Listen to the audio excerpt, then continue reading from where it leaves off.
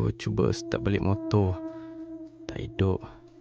Sekali, 2 kali, 3 kali, still tak hidup juga. Lepas tu, aku dengar bunyi tapak kaki.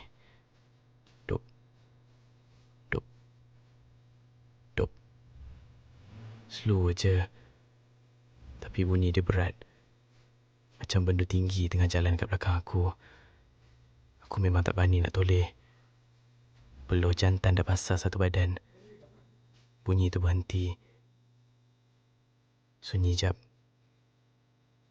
Dan tiba-tiba, ada benda pegang bahu aku. Sejuk gila. Tangan dia pancang. Macam tangan mayat. Aku terus pusing belakang. Muka dia betul-betul depan muka aku. Mata putih terbeliak.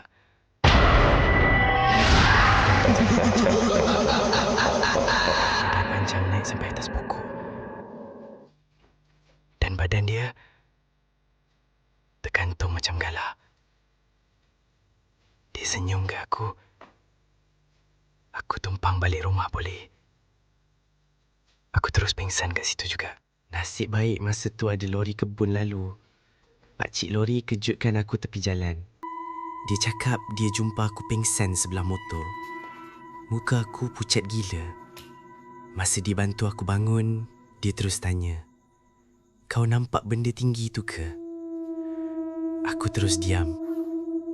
Sebab dekat belakang pakcik tu, dekat celah pokok sawit, aku nampak benda tu masih berdiri.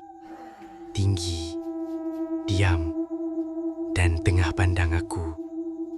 Sampai sekarang, aku tak pernah balik lewat ikut jalan tu lagi.